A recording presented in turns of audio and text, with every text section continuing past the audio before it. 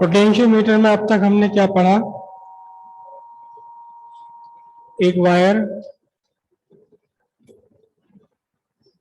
Wire को अक्सर हम ए बी से रिप्रेजेंट करते हैं, कुछ और भी रिप्रेजेंट किया जा सकता है। बैटरी कनेक्ट की है, की लगाया है और सर्किट कंप्लीट किया। सर्किट में करंट फ्लो हो गई, कितनी सेटअप हो गई current? I. I is the current in the circuit. The resistance of this connection wire is 0. Therefore, whatever be the voltage, whatever be the EMF, it get distributed over the entire length of potentiometer wire. Potentiometer wire A B का potential difference कितना? उतना ही जितना battery का है।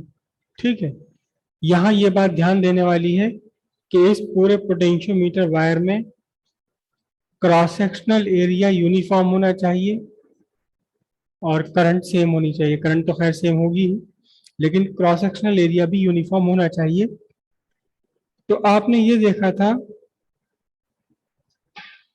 कि अगर आप consider कर लें potential of B to be 0, then potential of A equals what? E. A का पोटेंशियल उतना है जितना ई का है, and the potential fall of potential directly proportional to L। कहां से?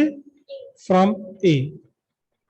जितना ए से आप दूर जाएंगे उतना ही पोटेंशियल डिक्रीज होता चला जाएगा।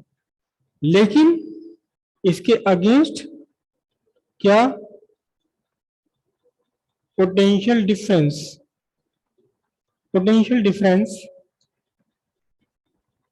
Directly proportional to length from A से जितना दूर जाएंगे ए और उस पॉइंट के बीच का पोटेंशियल डिफरेंस उतना ही बढ़ता चला जाएगा। अगर मैं यहां 2 पॉइंट ले लेता हूं, there are 2 points P1, there is another point P2, तो सिंपल सी बात है VA minus VP1 is smaller as compare to VA minus VP2। A और P1 के बीच पोटेंशियल डिफरेंस कम है, ए और P2 के बीच पोटेंशियल डिफरेंस ज्यादा है। क्यों? क्योंकि P1 हायर पोटेंशियल पर है, किसके कंपैरिजन में? P2 के कंपैरिजन में।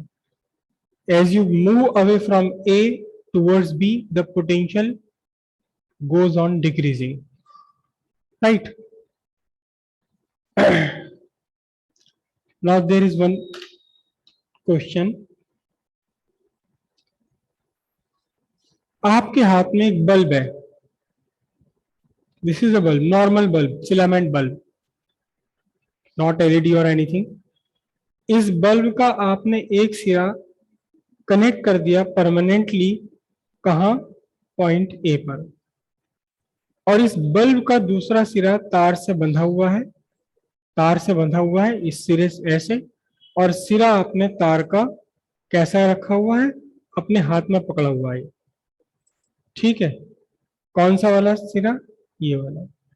अब आपने इस ओपन एंड को यहां लगा दिया पॉइंट ए पर, मतलब ये वाला वायर आपने यहां लगा दिया पॉइंट ए पर।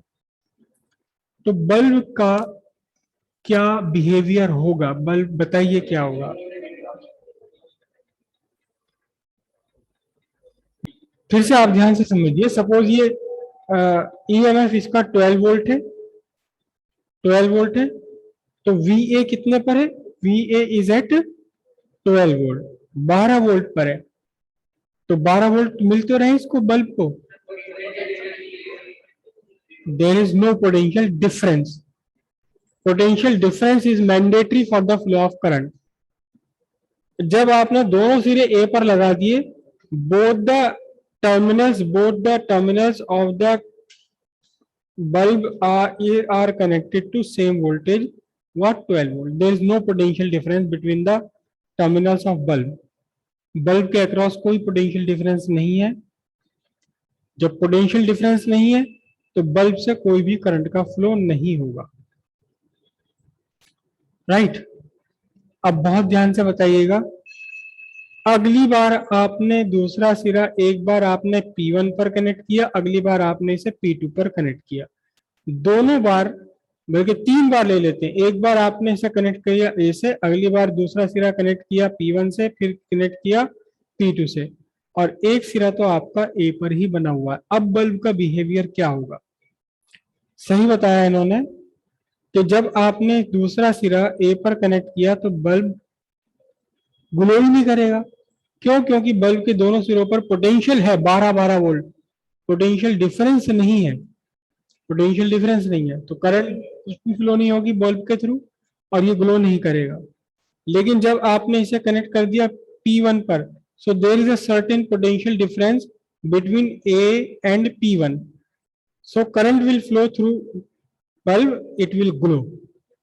जब आपने P2 पर कनेक्ट कर दिया, there is a larger potential difference across the bulb and hence larger current will flow through the bulb, it will grow brighter.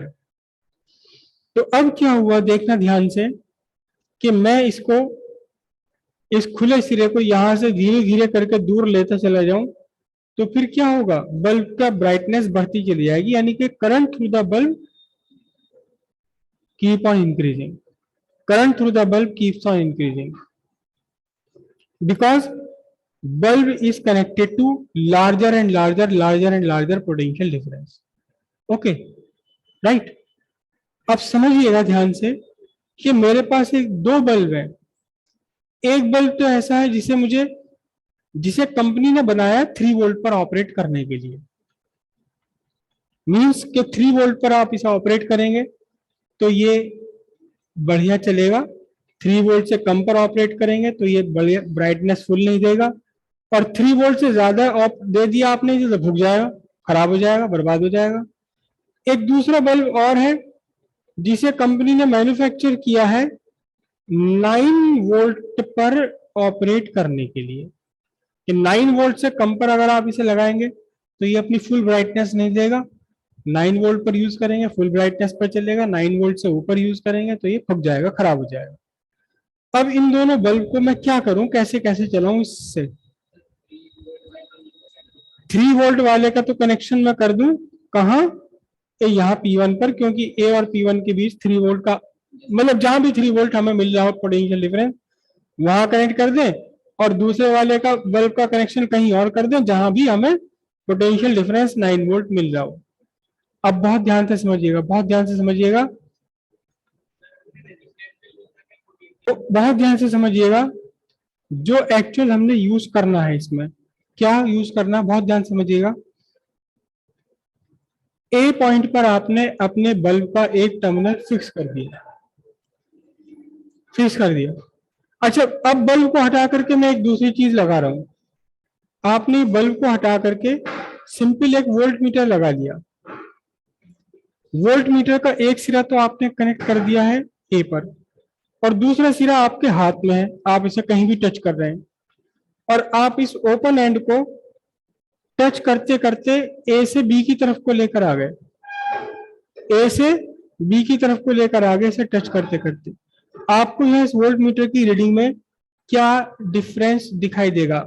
ये कंसीडर करेंगे कि आप volt meter ideal volt meter है आपका, इसका अपना रेजिस्टेंस इनफाइनाइट है.